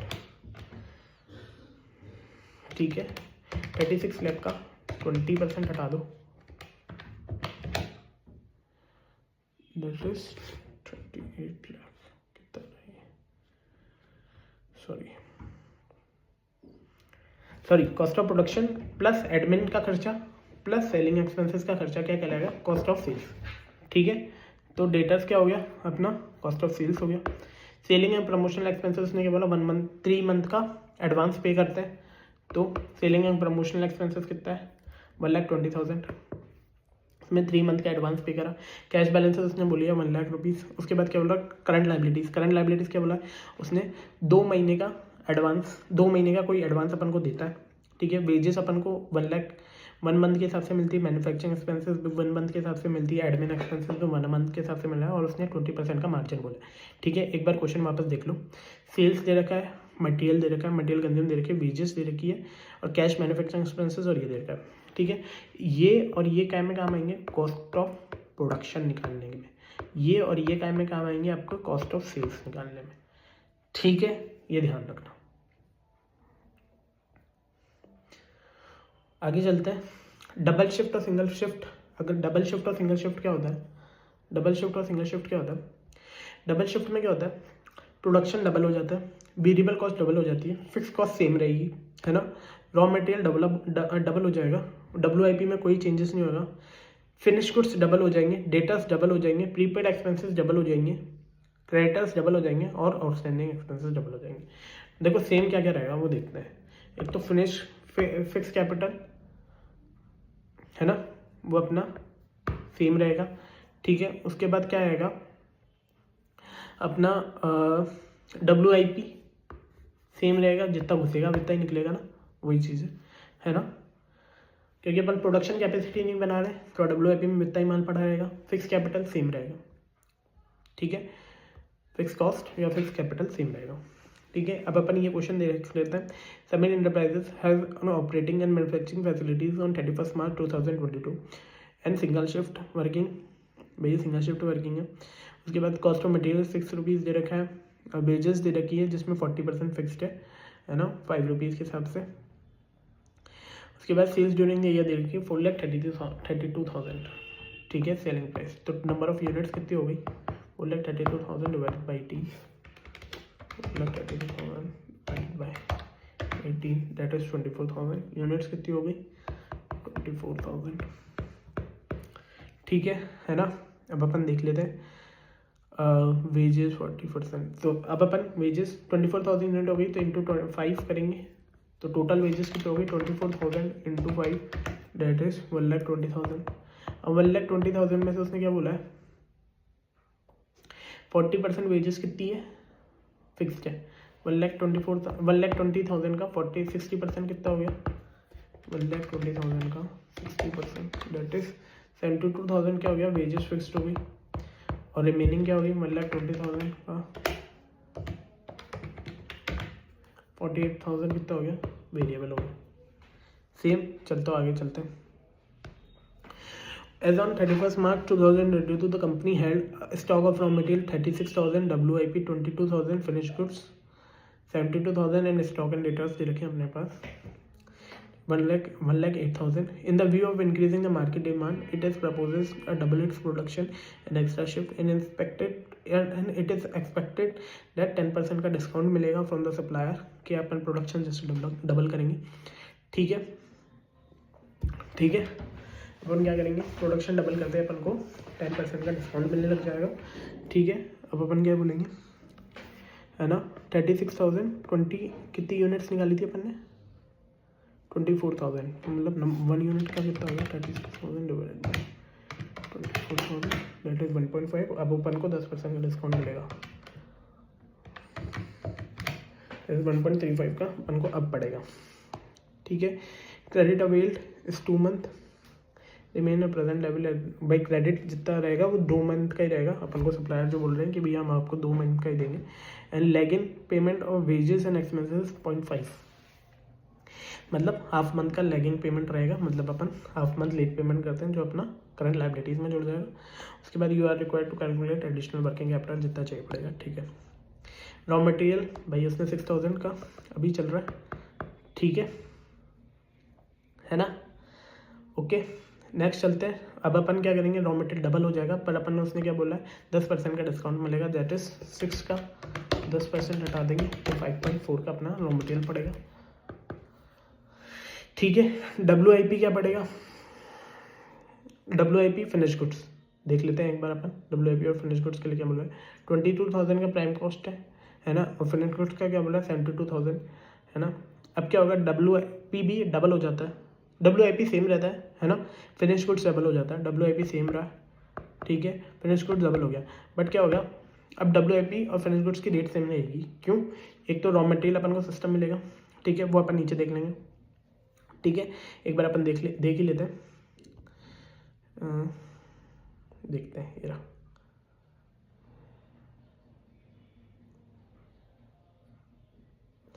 sales is 24,000 during the year, है ना। Stock of raw material is 6,000, ठीक है।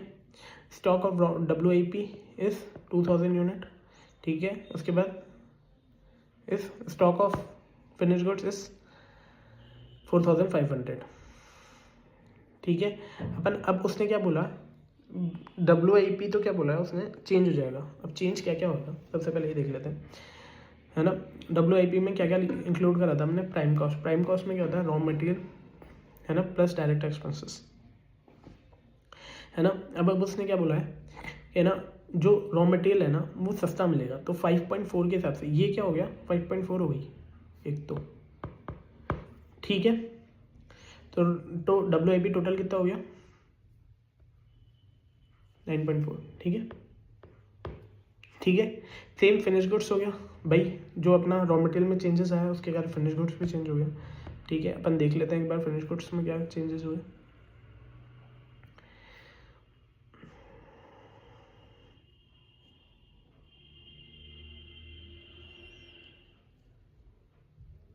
देखो 48,000 में सबसे पहले रॉ मटेरियल 5.4 का हो गया, वेजेस सेम रही थी, फिक्स वेजेस चेंज हो गई। ठीक है, सेम ओवरहेड फिक्स चेंज हो गए होंगे। ठीक है, उसके बाद टोटल कॉस्ट आ गया, नेट प्रॉफिट आ गया। ठीक है, उसने क्या बोला था, अपन एक बार वापस देख लेते हैं क्वेश्चन में क्या बोल रखा है। वेजेस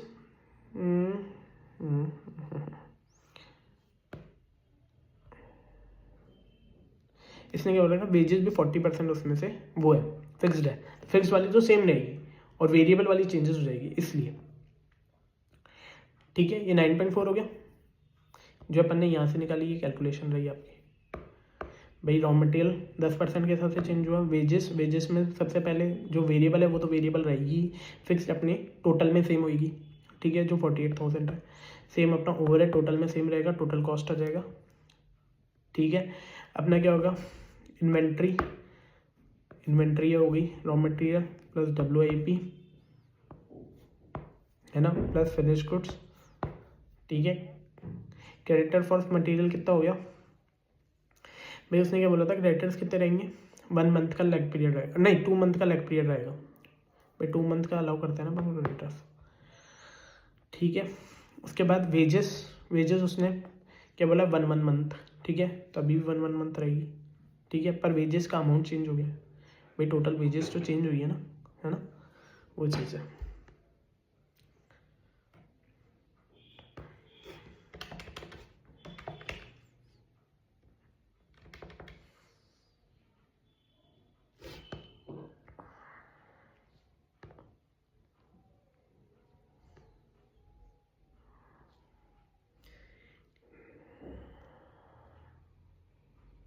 ठीक है, ये तो हो गया इम्पोर्टेंट वाला डबल शिफ्ट सिंगल शिफ्ट में। ठीक है, उसके बाद ये वाला जो क्वेश्चन है ना, इसका जो सेकंड पार्ट है ये इम्पोर्टेंट नहीं है। ठीक है, मैं आपको समझा देता हूँ बट ये इम्पोर्टेंट नहीं है। ठीक है, ये ध्यान रखना। इसमें क्या बोल रहा है, असेसमेंट ऑफ इम्पैक्ट और डबल शिफ्ट। भाई अभी अपन ने क्या करा, एक ही साल में डबल शिफ्ट कर दिया। ठीक है, उसको डबल कर दिया, बट अभी क्या बोल रहे हैं कि अपन एक ही साल में उसको डबल ना करके ऐसा करता हूँ अगले साल उसका प्रोडक्शन लूँगा। तो इसमें चेंजेस क्या आएंगे, सबसे पहले इसमें चेंजेस क्या आएंगे, रॉ मटेरियल सेम रहेगा, सब कुछ सेम रहेगा, बस सबसे बड़ी चीज़ क्या होगा, जो रॉ मटेरियल अपन परचेज करेंगे ना वो चेंजेस हो जाएगा। क्यों, क्योंकि जो पिछले साल का क्लोजिंग था वो इस साल का ओपनिंग हो जाएगा। ठीक है, नंबर ऑफ यूनिट्स सोल्ड अपन देखते हैं रॉ मटेरियल परचेज में, नंबर ऑफ यूनिट प्रोड्यूस कितना करेंगे 48,000, जिसमें से क्लोजिंग WIP और ये सेम रहेगा। Raw material consume during the year क्या आएगा 48,000।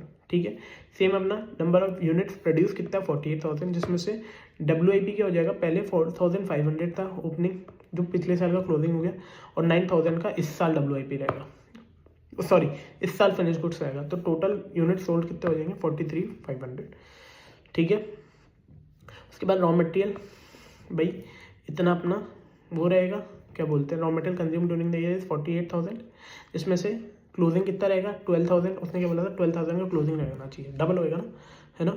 और ओपनिंग कितना हो जाएगा 6,000 जो अपना पिछले साल का क्लोजिंग था। और रॉ मटेरियल परचेज कितना करेंगे, ये चेंजेस हुआ, उसके अलावा कुछ नहीं है, उसके अलावा कोई चेंजेस नहीं है। वेजेस भी सेम रहेगी, ओवरहेड भी सेम रहेंगे। ठीक है, सब कुछ सेम रहेगा, देख लो सब कुछ सेम है, वेजेस सेम रहेगी, WIP सेम है, फिनिश गुड सेम है।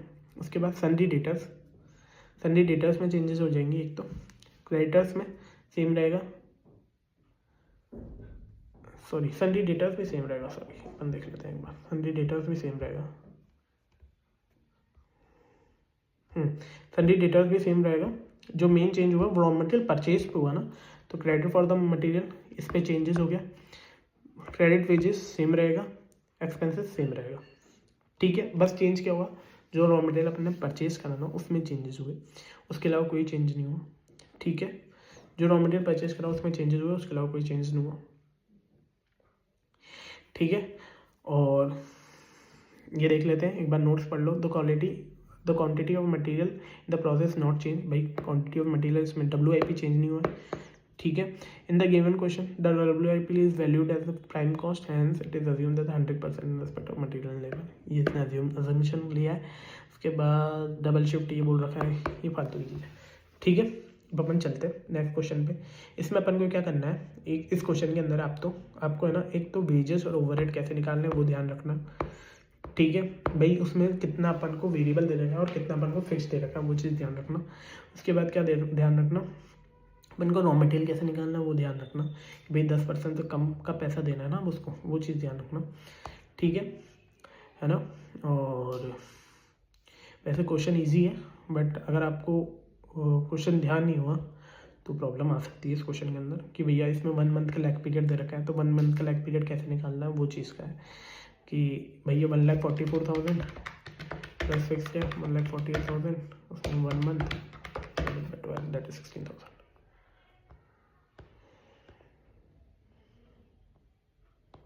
ठीक है ना। जिसका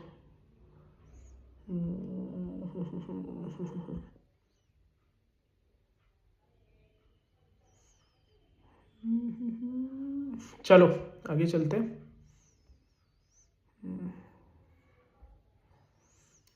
आगे चलते हैं अपन नेक्स्ट चैप्टर पे। अब ये ट्रेजरी एंड कैश मैनेजमेंट है। ये क्या होता है, कैश बजट बनाना। इसके अंदर 2 तरीके से होगा, है ना। एक तो हो गया जो अपन कैश फ्लो वाला सिस्टम होता है वो चीज़ हो गया, और एक क्या हो गया जो सिंपल अपन को कैश बजट बनाना है। कैश बजट कैसे बनाना है, जितनी अपन को रिसीट मिलती है वो प्लस करनी है और जितनी अपन को पेमेंट करनी है वो माइनस करनी है, ठीक है। बजट मतलब फ्यूचर के लिए कुछ बनाना, ठीक है। कैश फ्लो जो बनाते हैं वो प्रेजेंट के लिए बनाते थे कि भैया इतना अपना ऑपरेटिंग एक्सपेंसेस इतना अपना वो है, वो जो हो गया प्रेजेंट के लिए बनाते थे। बजट अपन को फ्यूचर के लिए बनाना है, ठीक है। कलेक्शन फ्रॉम डेटर्स, भैया पैसा कहाँ से आएगा, या तो कलेक्शन फ्रॉम डेटर्स या कैश सेल्स, है ना, loan from bank, share holders capital plus miscellaneous receipts, है ना।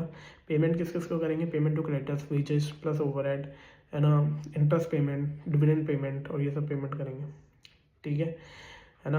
अब अपन देख लेते हैं इसका बजट कैसे बनाना है। उसके बाद क्या बोला है, मंथली सेल इसने दे रखी है जनवरी की, फेब की, मार्च की, अप्रैल की। उसके बाद वेजेस दे रखी है, ठीक है। वेजेस के लिए उसने क्या बोल रखा है, अप्रैल में इतना पेमेंट है, मई में इतना पेमेंट है, जून में इतना, जुलाई में इतना, अगस्त में इतना, सितंबर में इतना। ऑन द सेल्स के लिए क्या बोल रखा है, 80% का क्रेडिट है। मतलब मान लो 1 लाख की सेल है, 1 लाख की 80% का क्रेडिट सेल है ना, और 20% की कैश सेल है। कैश सेल का पैसा तो उसी दिन उसी महीने में मिल जाएगा, और क्रेडिट सेल का पैसे के लिए उसने क्या बोल रखा है, 70% of the credit sale in 1 month and after the sale and balance in 2 month after the sale, ठीक है। भाई जनवरी का पैसा 75% तो जो अपनी 80,000 की सेल बची ना, 80,000 में से 75% तो अपन को क्या है फेब में मिलेगा, और मार्च को छोड़ के, है ना, मार्च को इसने क्या बोल रखा है, balance in 2 month after the sale, है ना। दूसरा जो बैलेंस है ना वो 2 महीने के अंदर अंदर मिल जाएगा, ठीक है। मतलब मार्च में कितना मिलेगा, जो अपने को 25% ऑफ क्रेडिट सेल, ठीक है। सेम परचेज के लेवल क्या है, 80% of sale purchase amount to 80% of sales and credit and paid in the 1 month on the preceding the sale. भैया परचेजेस के लिए बोला 80% ऑफ द सेल परचेजेस होगी, ठीक है। उसमें क्या बोला, उसने 1 मंथ पहले पे कर देंगे। मतलब जनवरी का पैसा अपन किस में पे करेंगे, दिसंबर में, और फेब का पैसा अपन क्या किस में पे करेंगे, जैन में। The firm has 10% डिवेंचर और 1,20,000 interest to be paid on quarterly. भाई उसने क्या बोल रहा है, 10% डिवेंचर इंटरेस्ट कैसे पे, क्वार्टरली, दैट इज जनवरी, अप्रैल और मार्च, अप्रैल, मई, अप्रैल। फिर उसके बाद क्या हो गया, मई, जून, जुलाई, है ना। फिर उसके बाद हो गया, भाई 1 साल में 4 क्वार्टर होते हैं, 3 महीने में कैलकुलेट करना। जनवरी को छोड़ दिया, अप्रैल आ गया, मई, जून, जुलाई, है ना, अगस्त आ गया, सितंबर, अक्टूबर, नवंबर, सॉरी मैं गलत कैलकुलेट कर रहा हूँ, जैन, फेब, मार्च, अप्रैल, है ना। तो मई, जून, जुलाई आएगा, फिर अगस्त, सितंबर, जुलाई, अगस्त, सितंबर, फिर सितंबर क्वार्टर आएगा, फिर दिसंबर क्वार्टर आएगा, ठीक है। उसके बाद क्या बोल रखा है ना, advance, the firm make an advance payment of tax 5,000 इन जुलाई। भाई जुलाई में वो एडवांस पेमेंट करेगा टैक्स का। उसके बाद क्या बोल रखा है, the firm has a cash balance on 20,000, cash balance है 1 अप्रैल का उसका, and any surplus and deficit, अगर सरप्लस और डेफिसिट होता है तो अपन इन्वेस्टमेंट है वो करेंगे। ठीक है। उसके बाद इसने वर्किंग दे रखी है, ये देख लेते हैं। भाई टोटल सेल्स कितने हो गए, 1,20,000, 1,40,000, 80,000, 60,000, सितंबर में आ गए 60,000। इसमें बोला है 80% ऑफ टोटल सेल क्या कहलाएगा, क्रेडिट सेल है। और रेस्ट कितनी हो गई, कैश सेल हो गई। ठीक है। कैश सेल का क्या बोला है उसने, क्या बोला था 96,000 का 75% तो अपने को विद इन मंथ मिल जाएगा, और उसने क्या बोला था 96,000 का जो 25% है वो 2 महीने के अंदर मिलेगा। देख लो सेकेंड मंथ के एंड में, फैब का अप्रैल में मिल गया। ठीक है। अब अपन देख लेते हैं ओपनिंग बैलेंस अप्रैल का 20,000 है। कैश सेल्स अपन ने इस साल जो करी है वो करी है। कलेक्शन फ्रॉम द डेटास कितना 1,08,000। ठीक है। सेम मई का। ठीक है। उसके बाद पेमेंट क्या, परचेजेस की जो पेमेंट करी है ना, वेजेस और इंटरेस्ट जो अपन ने उसने बोला क्वार्टरली जाएगा। उसके बाद टैक्स पेमेंट उसने 1 महीने का बोला था। उसके बाद टोटल पेमेंट्स आ गया। उसके बाद कैश बैलेंसेस हो गए, सरप्लस डेफिसिट जो हो गया उसने बोला इन्वेस्टमेंट कर देना या फिर बोरिंग निकाल लेना। ठीक है। ईजी है, बस अपन को ये ध्यान रखें लैंग्वेज पढ़नी है। लैंग्वेज पढ़ोगे तो आपको ये पता चल जाएगा कितनी अपनी कैश सेल है और कितनी अपनी क्रेडिट सेल है। अब क्रेडिट सेल में से पैसा कैसा देना है वो चीज़ पता चल जाएगी। ठीक है।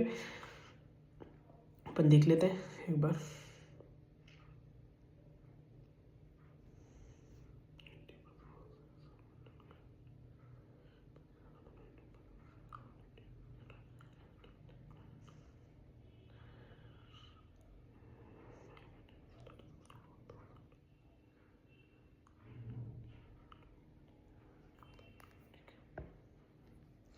देखो परचेज में उसने क्या बोला था 80% ऑफ क्रेडिट है ना, मतलब सेल कितनी हो गई, जैसे अप्रैल में सेल हुई 80,000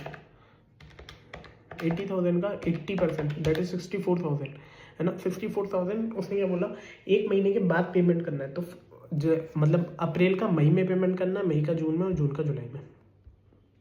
ठीक है। अब लॉन्ग टर्म कैश फ्लो क्या होता है, सेम अपन जो ऑपरेटिंग कैश फ्लोज बनाते हैं वही चीज़ है, जिसके अंदर EBIT वाले जो अपन PBIT वाले से करते थे ना, है ना, इसके अंदर डेप्रिसिएशन अदर एक्सपेंसेस प्लस करते थे, माइनस CA करते थे, प्लस CL करते थे। ठीक है, वही चीज़ है। ठीक है, एक बार पढ़ लो। ट्रेडिंग प्रॉफिट ऐड करना है, डेप्रिसिएशन ऐड करना है ना, sales proceed from asset add करना है, फ्रेश इशू ऐड करना है, रिडक्शन इन वर्किंग कैपिटल अपन को ऐड करना है, और इंक्रीज इन वर्किंग कैपिटल अपन को माइनस करना है। ठीक है, एक बार क्वेश्चन देख लो, अंदर क्या दे रखा है, नेट प्रॉफिट दे रखा है।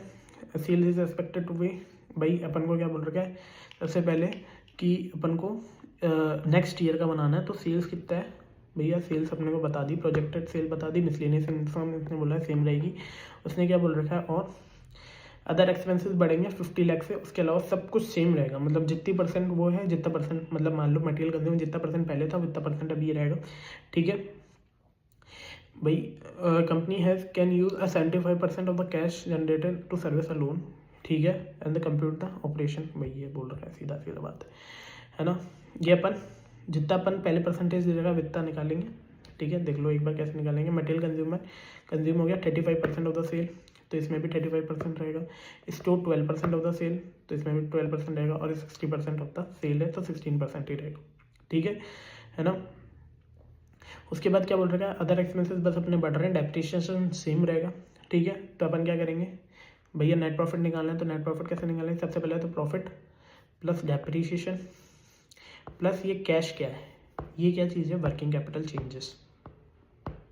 भाई वर्किंग कैपिटल इंक्रीज हो रहा है, कैसे इंक्रीज हो रहा है अपन देखते हैं, है ना, कैसे इंक्रीज हो रहा है। 50 लाख का वर्किंग कैपिटल इंक्रीज हो रहा है। ठीक है, 50 लाख का वर्किंग कैपिटल इंक्रीज हो रहा है, तो कैसे हो रहा था,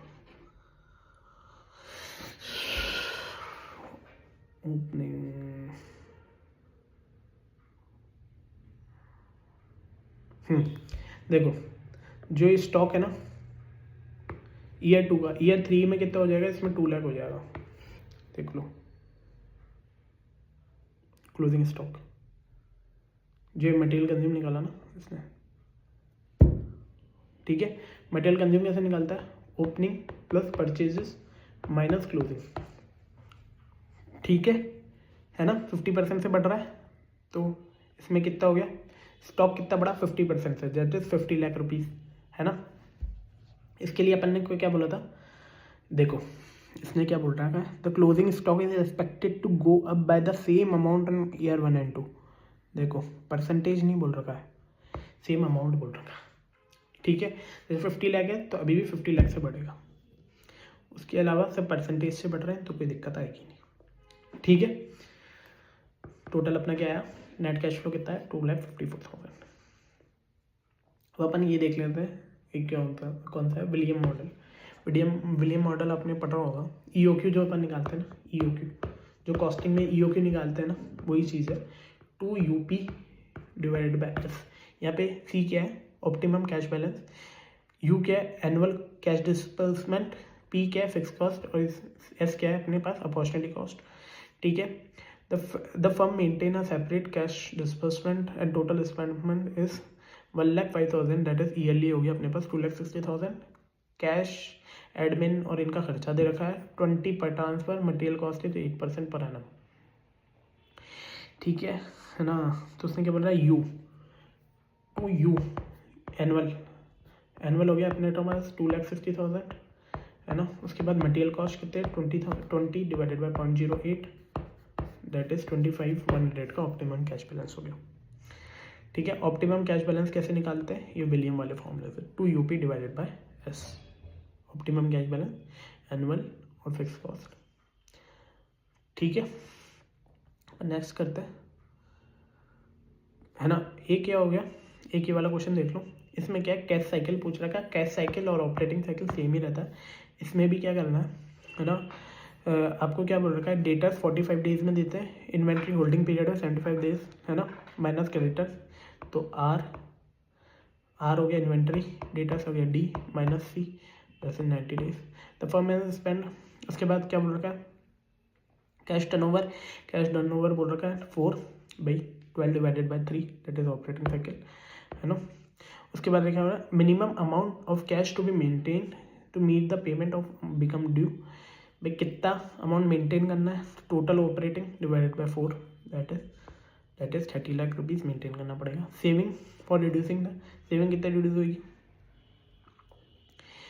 भाई saving for reducing the average inventory, भाई उसने क्या बोल रखा है, एवरेज इन्वेंट्री को कम कर दो, मतलब क्या बोल रखा है, जो अपने को 75 डेज लेते थे अब अपन उसको 45 डेज ले लो, भाई 30 दिन से कम कर दो, तो कितना हो गया 60 डेज। कैश टर्नओवर अपने पास चेंज हो गया, मिनिमम कैश रिक्वायरमेंट भी चेंज हो गई, तो रिडक्शन कितना हो गया 10 लाख रुपीज़ का।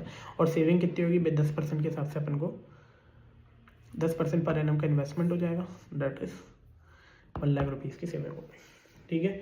अपने सारे चैप्टर्स कवर हो गए, मैंने आपको सारे इंपॉर्टेंट क्वेश्चन भी करा दिए। वर्किंग कैपिटल में तो ऑलमोस्ट सारे क्वेश्चन हो गए, ठीक है। आपको रेशियो एनालिसिस में बता दिया कौन कौन सा इंपॉर्टेंट है, भाई किस तरीके के क्वेश्चन आ सकते हैं, ठीक है। याद आपको खुद को करना पड़ेगा, याद कराने कोई नहीं आएगा, ठीक है।